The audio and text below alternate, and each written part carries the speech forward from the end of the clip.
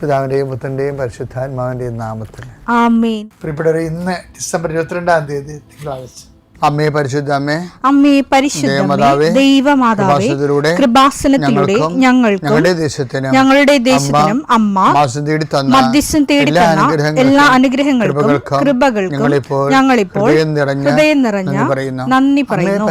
അമ്മേ പരിശുദ്ധമ്മേ ദൈവമാതാവേ, 2004 ഡിസംബർ 7-ാം തീയതി ഉച്ചകഴിഞ്ഞ് 2:30 കൃപാസനത്തിൽ സംഭവിച്ച അമ്മയുടെ പ്രത്യക്ഷപ്പെടലിനെ തിരുസഭയ്ക്ക് സമർപ്പിച്ചിരിക്കുന്ന പഠനരേഖകളുടെ മേൽ സഭാത്മകമായ പഠനം ആരംഭിക്കുവാൻ ഞങ്ങൾ പ്രാർത്ഥിക്കുന്നു. അമ്മേ പരിശുദ്ധമേ, ഭൂസ്വർലോകങ്ങളുടെ രാജ്ഞിയായ അങ്ങേയ്ക്ക് ഭൗമസംരക്ഷണത്തിനായി പ്രപഞ്ചപ്രകൃതിയെ തന്നെ തിരുസഭ പ്രതിഷ്ഠിക്കുവാൻ ഈ പ്രത്യക്ഷീകരണം വഴി ഇടയാക്കണമേ. പരിശുദ്ധമേ, ജപമാല മാതാവേ, സകല കൃപാസനം പ്രാർത്ഥനയോടും ചേർത്ത് ഞങ്ങളിപ്പോൾ പ്രാർത്ഥിക്കുന്ന ഈ കുടുംബത്തിന്റെ പ്രത്യേക നിയോഗം പറ മക്കളെ.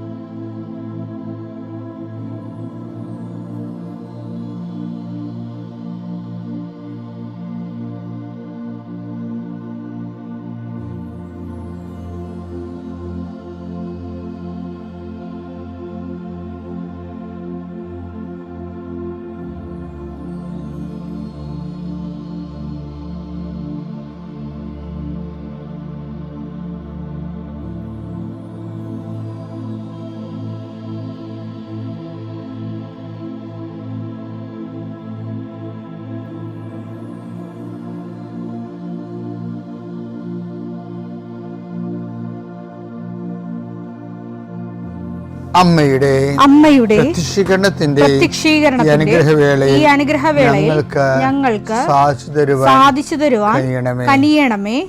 ആമേൻ. വിശ്വാസ പ്രമാണം. സർവശക്തനായ പിതാവും ആകാശത്തിന്റെയും ഭൂമിയുടെയും സൃഷ്ടാവുമായ ദൈവത്തിൽ ഞാൻ വിശ്വസിക്കുന്നു. അവിടുത്തെ ഏകപുത്രനും ഞങ്ങളുടെ കർത്താവുമായ ഈശോ മിശിഹായിലും ഞാൻ വിശ്വസിക്കുന്നു.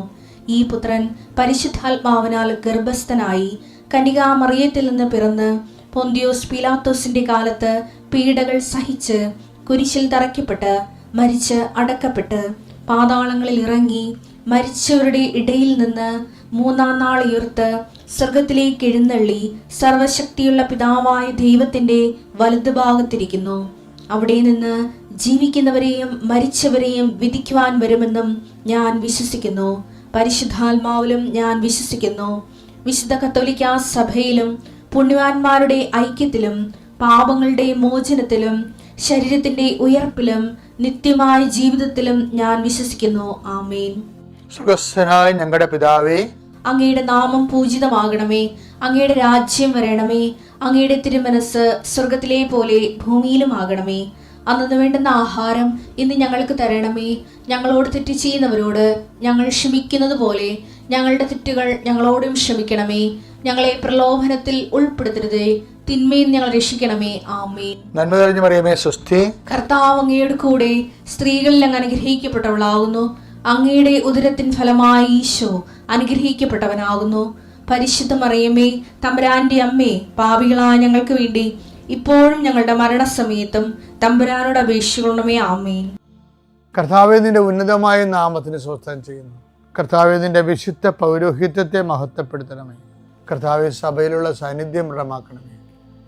39 വർഷം ഞാൻ അർപ്പിച്ച കൃപാന്റെ യുഗതിയായി കൃപാസ്ഥാന ജീവനോടെ പ്രത്യക്ഷപ്പെട്ട മാതാവിൻ്റെ മാധ്യസ്ഥയിൽ അത്താറയിൽ നടന്ന 10,000-കണക്കിന് ആരാധന ശക്തിയാൽ കൃപാസനത്തിൽ നടന്ന റാലിയുടെ ലക്ഷക്കണക്കിന് ജപമാല പ്രാർത്ഥനയുടെ ശക്തിയാൽ അങ്ങയുടെ മക്കൾക്ക് വേണ്ടി പ്രാർത്ഥിക്കുന്നു. പ്രത്യേകിച്ച് പ്രാർത്ഥനയിൽ തളർന്നു പോയവരെ, പ്രത്യേകിച്ച് പ്രാർത്ഥനയിലെ ബലം നഷ്ടപ്പെട്ടു പോയവർ, അവരുടെ ജീവിതത്തിന് സങ്കടങ്ങളും ദുരിതങ്ങളും കാരണം പ്രാർത്ഥിക്കാൻ പോലും മനസ്സ് തോന്നാത്തവർക്ക് ഈ പ്രാർത്ഥന കൊണ്ട് ഞാൻ നിന്നെ ആശീർവദിക്കുന്നു. ദൈവതരെ, ഈ ആശീർവാദ സമയം നിൻ്റെ നഷ്ടപ്രതീക്ഷകൾ പൂവണിയുകയും നീ വേണ്ടെന്ന് വെച്ച് അവസാനിപ്പിച്ച എല്ലാ കാര്യങ്ങളുടെ മേൽ കർത്താവ് പുതിയ മുളകൾ നിനക്ക് മുളപ്പിച്ചു തരികയും നീ നിന്നുപോയ കാര്യങ്ങൾ, നീ വേണ്ടെന്ന് വെച്ച് തള്ളിക്കളഞ്ഞ കാര്യങ്ങളുടെ മേലെ ദൈവം നിനക്ക് പുതിയ പ്രത്യാശ നൽകാൻ വേണ്ടി ഞാൻ ആശീർവദിക്കുന്നു. പിതാപുത്രനും പരിശുദ്ധാത്മാശ്വരസ്വരം നീക്കാം. എൻ്റെ പ്രിയപ്പെട്ടവരെ, ദൈവ ആഭിമുഖ്യത്തിലും ആത്മബന്ധത്തിലും വളരുന്നതിന് വേണ്ടിയുള്ള ചില ടിപ്സുകളൊക്കെയാണ് എൻ്റെ കൊച്ചു ജീവിതത്തിൽ ഞാൻ അനുഭവിച്ചിട്ടുള്ള, മനസ്സിലാക്കിയിട്ടുള്ളതും ഉള്ള കാര്യങ്ങളാണ് ഞാൻ നിങ്ങൾക്ക് പറഞ്ഞു തരുന്നത്. ഞാൻ നിങ്ങളെ ശ്രദ്ധിച്ച് കാണാം, വേറെ വിശുദ്ധന്മാരെയോ അല്ലെങ്കിൽ വേറെ മനുഷ്യരുടെ അനുഭവങ്ങളൊന്നും അങ്ങനെ പറയാറില്ല. അപ്പോൾ എൻ്റെ ബോധ്യത്തിൽപ്പെട്ട കാര്യങ്ങളാണ് പറയുന്നത്. എൻ്റെ ബോധ്യങ്ങളിൽപ്പെട്ട കാര്യങ്ങൾ പറയുന്നതിൻ്റെ ഉദ്ദേശം നിങ്ങളും അത് കേട്ട് ആധ്യാത്മ ജീവിതം നമ്മൾ പറയുന്ന ഭക്തജീവിതം അല്ല, അതിൻ്റെ അപ്പുറത്ത് ദൈവമായിട്ട് ആധ്യാത്മ ജീവിതത്തിൻ്റെ പ്രധാനപ്പെട്ട ഒബ്ജക്റ്റ് എന്ന് പറയണത്, ലക്ഷ്യമെന്ന് പറയണത് ദൈവം തന്നെയാണ്, നമ്മളല്ല. ശരിക്കും ഇപ്പോഴും നമ്മുടെയൊക്കെ പ്രാർത്ഥനാ ജീവിതത്തിൽ പല ആൾക്കാരും പ്രാർത്ഥന ജീവിതം എന്നൊക്കെ പറയുന്നുണ്ടെങ്കിലും നാട്ടുപ്രാർത്ഥനാ ജീവിതം എന്ന് പറയണത് സന്യസ്തരുടെ സമർപ്പിത പ്രാർത്ഥനാ ജീവിതമല്ല. നാട്ടുപ്രാർത്ഥനാ ജീവിതം എന്ന് പറയണത് നാട്ടുകാർ അവരുടെ ആവശ്യങ്ങൾക്ക് വേണ്ടി പ്രാർത്ഥിക്കുന്ന അവർക്കാണ് അവിടെ പ്രാധാന്യം. അവിടെ ദൈവത്തിന് വലിയ പ്രാധാന്യമില്ല. വെച്ചാൽ അവർക്ക് അവർ വിചാരിക്കുന്ന കാര്യം നടന്നില്ല എന്നുണ്ടെങ്കിൽ അവർ പ്രാർത്ഥന കുറക്കുന്നുണ്ടല്ലോ. ശരിയല്ലേ? നിങ്ങൾ വിചാരിക്കുന്ന കാര്യങ്ങൾ നടന്നില്ല എന്നുണ്ടെങ്കിൽ പ്രാർത്ഥന കുറക്കുമ്പോൾ അതിൻ്റെ അർത്ഥം എന്താ? അവിടെ ആ പ്രാർത്ഥനാ ജീവിതത്തിൽ നിങ്ങൾക്കാണ് പ്രാധാന്യം എന്നാണ് എൻ്റെ അർത്ഥം. ദൈവത്തിന് രണ്ടാം സ്ഥാനമേ ഉള്ളൂ. അപ്പോൾ അത് എപ്പോഴും ഇതിനകത്ത് പ്രാർത്ഥനാ ജീവിതത്തിൻ്റെ നാട്ടുപ്രാർത്ഥനാ ജീവിതത്തിൻ്റെ അപകടം അത് തന്നെയാണ്. കാര്യം ദൈവത്തിന് ഈ ഉടായിപ്പ് അറിയാം. കാര്യം നിങ്ങൾ അനുഗ്രഹം കൊടുത്തില്ല എന്നുണ്ടെങ്കിൽ നിങ്ങൾ കള്ളന്മാർ ചവിട്ടും എന്നൊക്കെ അറിയാം. അപ്പം ദൈവത്തിന് നമ്മളെ വിശ്വസിക്കാൻ പറ്റുന്നില്ല. അതൊരു വല്ലാത്തൊരു ട്രാജഡിയാണ്. യോഹന്നാൻ 2:24 യേശുവാകട്ടെ അവരെ വിശ്വസിച്ചില്ല. കാരണം അവൻ അവരെല്ലാം അറിഞ്ഞിരുന്നു. മനുഷ്യനെ പറ്റി ആരുടെയും സർട്ടിഫിക്കറ്റ് അവന് ആവശ്യമായിരുന്നില്ല. മനുഷ്യനിലുള്ളത് എന്താണെന്ന് അവൻ വ്യക്തമായി അറിഞ്ഞിരുന്നു. വളരെ ക്രിസ്റ്റൽ ക്ലിയർ ആയിട്ട് അറിയാവുന്നു.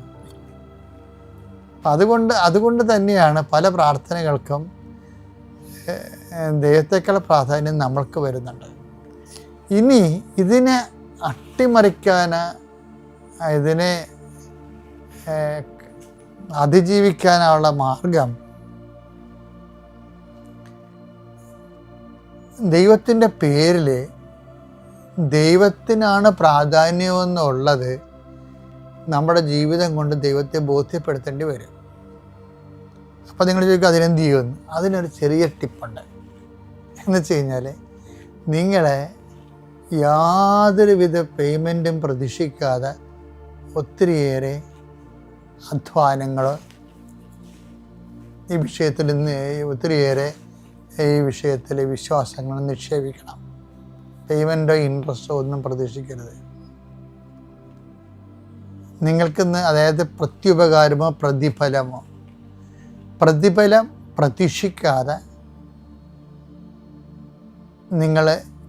നിങ്ങളുടെ ജീവിതത്തിൽ കുറേ വിശ്വാസ നിക്ഷേപങ്ങൾ ജീവിത സാക്ഷ്യമായിട്ടുണ്ടായാൽ പതുക്കെ നിങ്ങളുടെ മൂല്യം ദൈവത്തിൻ്റെ സന്നിധിയിൽ വർദ്ധിക്കും. ഇതിന് ബാക്കി അടുത്ത ദിവസം പറയാം.